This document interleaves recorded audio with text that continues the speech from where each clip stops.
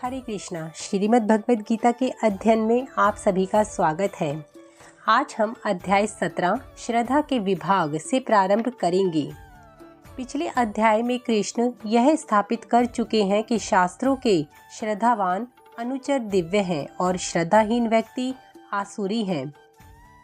जो शास्त्रों की अवहेलना करते हैं और मनमाने ढंग से कार्य करते हैं, ना तो इस जन्म में और ना ही अगले जन्म में सुख प्राप्त करते हैं।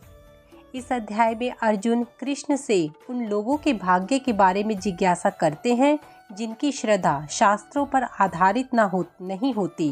प्रत्युत्तर में कृष्ण 3 गुणों में स्थित श्रद्धा एवं अन्य चीजों का वर्णन करते हैं। संक्षिप्त में कृष्ण अध्याय 16 में 2 विपरीत प्रकार के लोगों का वर्णन करते हैं, शास्त्रीय श्रद्धा रखने वाले और श्रद्धाहीन।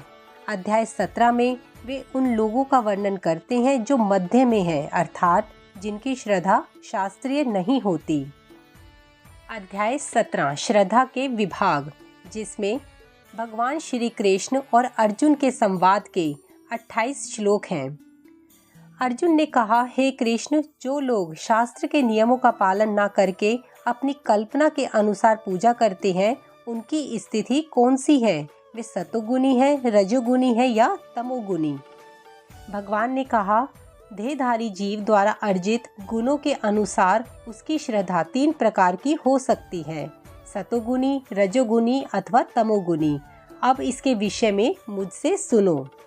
हे भरतपुत्र, विभिन्न गुणों के अंतर्गत अपने अपने अस्तित्व के अनुसार मनुष्य एक विशेष प्रकार की श्रद्धा विकसित करता है। अपने द्वारा अर्जित गुणों के अनुसार ही जीव को विशेष श्रद्धा से युक्त कहा जा सकता है। सतोगुनी व्यक्ति देवताओं को पूजते हैं, रजोगुनी यक्षों व राक्षसों की पूजा करते हैं और तमोगुनी व्यक्ति भूत प्रेतों को पूजते हैं। जब व्यक्ति सतोगुनी होता है तो वह वासुदेव की पूजा करता है। तात्पर्य यह है कि जो लोग गुणों से पूर्णता शुद्ध हो चुके हैं और दिव्य पद को प्राप्त हैं, वे ही भगवान की पूजा कर सकते हैं। जो लोग घमंड, अहंकार से अभिभूत होकर शास्त्र विरुद्ध कठोर तपस्या और व्रत करते हैं, जो काम तथा आसक्ति द्वारा प्रेरित होते हैं, जो मूर्ख हैं तथा जो शरीर के भौतिक तत्वों को तथा शरीर के भीतर स्थित परमात्मा को कष्ट पहुंचाते हैं, वे असुर कहे जाते हैं। यहाँ तक कि प्रत्येक व्यक्ति जो भोजन पसंद करता है, वह भी प्रकृति के गुणों के अनुसार 3 प्रकार का होता है। यही बात यज्ञ, तपस्या तथा दान के लिए भी सत्य है। अब उनके भेदों के विषय में सुनो। जो भोजन सात्विक व्यक्तियों को प्रिय होता है, वह आयु बढ़ाने वाला है, जीवन को शुद्ध करने वाला तथा बल, स्वास्थ्य, सुख तथा तृप्ति प्रदान करने वाला होता है। ऐसा भोजन रसमय, चिकना, स्वादप्रद तथा हृदय को भाने वाला होता है। अत्यधिक तिक्त, खट्टे, नमकीन, गरम, चटपटे, शुष्क तथा जलन उत्पन्न करने वाले भोजन रजोगुनी व्यक्तियों को प्रिय होते हैं। ऐसे भोजन दुख, शोक तथा रोग उत्पन्न करने वाले होते हैं। खाने से 3 घंटे पूर्व पकाया गया स्वादहीन, वियोजित एवं सड़ा, झूठा तथा अस्पर्श वस्तुओं से युक्त भोजन उन लोगों को प्रिय होता है जो तामसी होते हैं। भगवद गीता में परमेश्वर कहते हैं कि वे तरकारियों, आटे तथा दूध की बनी वस्तुएं भक्ति पूर्वक भेंट किए जाने पर स्वीकार करते हैं। पत्रम पुष्पम फलम तोयम। यज्ञों में वही यज्ञ सात्विक होता है जो शास्त्र के निर्देशा अनुसार कर्तव्य समझकर उन लोगों के द्वारा किया जाता है जो फल की इच्छा नहीं करते। लेकिन हे भरत श्रेष्ठ, जो यज्ञ किसी भौतिक लाभ के लिए या गर्ववश किया जाता है, उसे तुम राजसी जानो। जो यज्ञ शास्त्रों के निर्देशों की अवहेलना करके प्रसाद वितरण किए बिना, वैदिक मंत्रों का उच्चारण किए बिना, पुरोहितों को दक्षिणा दिए बिना तथा श्रद्धा के बिना संपन्न किया जाता है, वह तामसी माना जाता है। तमोगुण में श्रद्धा वास्तव में अश्रद्धा है। कभी कभी लोग किसी देवता की पूजा धन अर्जित करने के लिए करते हैं और फिर वे इस धन को शास्त्र के निर्देशों की अवहेलना करके मनोरंजन में व्यय करते हैं। ऐसे धार्मिक अनुष्ठानों को सात्विक नहीं माना जाता, ये तामसी होते हैं। इनसे तामसी प्रवृत्ति उत्पन्न होती है और मानव समाज का कोई लाभ नहीं होता। परमेश्वर, ब्राह्मणों, गुरु, माता पिता जैसे गुरुजनों की पूजा करना तथा पवित्रता, सरलता, ब्रह्मचार्य और अहिंसा की शारीरिक तपस्या है। सच्चे, भाने वाले, हितकर तथा अन्यों को शुद्ध न करने वाले वाक्य बोलना और वैदिक साहित्य का नियमित पारायण करना, यही वाणी की तपस्या है। मनुष्य को ऐसा शब्द कभी नहीं बोलने चाहिए जो किसी के मन को दुखा दे। वैदिक साहित्य का विपुल भंडार है और इसका अध्ययन किए जाना चाहिए, यही वाणी की तपस्या है। तथा संतोष, सरलता, गंभीरता, आत्मसंयम एवं जीवन की शुद्धि, ये मन की तपस्याएं हैं। भौतिक लाभ की इच्छा न करने वाले तथा केवल परमेश्वर में प्रवृत्त मनुष्यों द्वारा दिव्य श्रद्धा से संपन्न ये 3 प्रकार की तपस्या सात्विक तपस्या कहलाती है। जो तपस्या दंभ पूर्वक तथा सम्मान, सत्कार एवं पूजा कराने के लिए संपन्न की जाती है, वह रजोगुनी कहलाती है। यह ना तो स्थायी होती है और ना ही शाश्वत। कभी कभी तपस्या इसलिए की जाती है कि लोग आकर्षित हों तथा उनसे सत्कार, सम्मान तथा पूजा मिल सके। रजोगुनी लोग अपने अधीनस्थों से पूजा करवाते हैं और उनसे चरण धुलवाकर धन चढ़वाते हैं।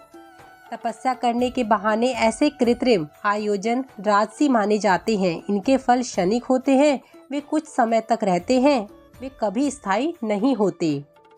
मूर्खतावश आत्म उत्पीड़न के लिए या अन्यों को विनिष्ट करने या हानि पहुंचाने के लिए जो तपस्या की जाती है, वह तामसी कहलाती है।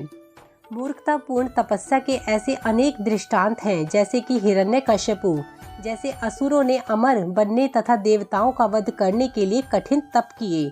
उसने ब्रह्मा से ऐसी ही वस्तुओं की मांग की, लेकिन अंत में वह भगवान द्वारा मारा गया। किसी असंभव वस्तु के लिए तपस्या करना निश्चित ही तमोगुनी तपस्या है।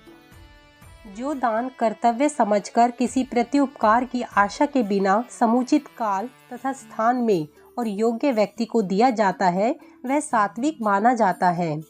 वैदिक साहित्य में ऐसे व्यक्ति को दान देने की संस्तुति है जो आध्यात्मिक कार्यों में लगा हो। अविचारपूर्ण ढंग से दान देने की स्तुति नहीं है। किंतु जो दान प्रत्युपकार की भावना से या कर्म फल की इच्छा से या अनिच्छा पूर्वक किया जाता है, वह रजोगुनी दान कहलाता है। दान कभी स्वर्ग जाने के लिए दिया जाता है तो कभी अत्यंत कष्ट से तथा कभी इस पश्चाताप के साथ कि मैंने इतना व्यय इस तरह क्यों किया। कभी कभी अपने वरिष्ठ जनों के दबाव में आकर भी दान दिया जाता है।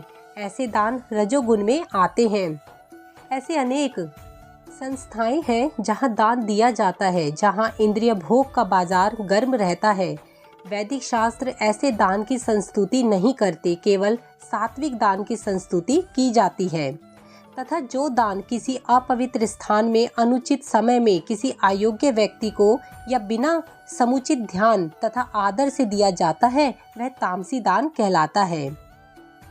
सृष्टि के आदि काल से ओम तत् सत ये 3 शब्द पर ब्रह्म को सूचित करने के लिए प्रयुक्त किए जाते हैं।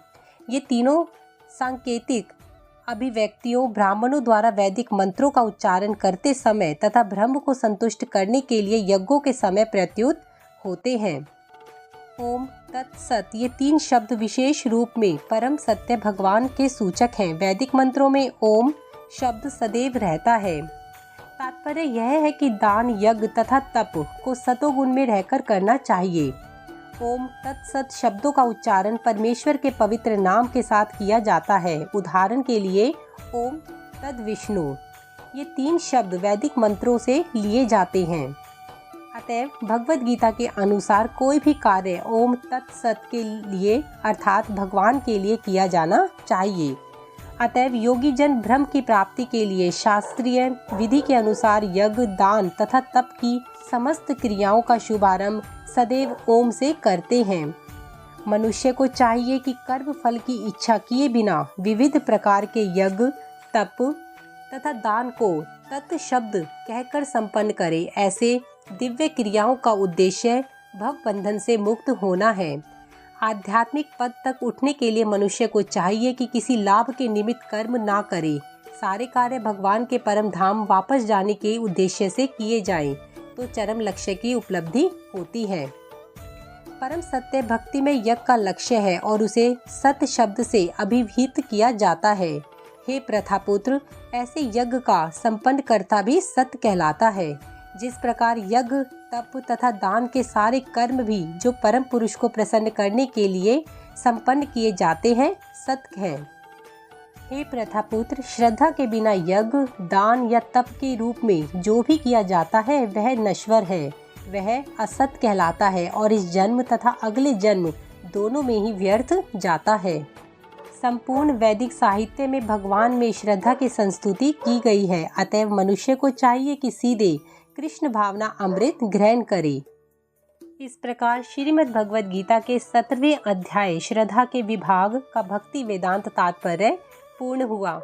हरे कृष्णा।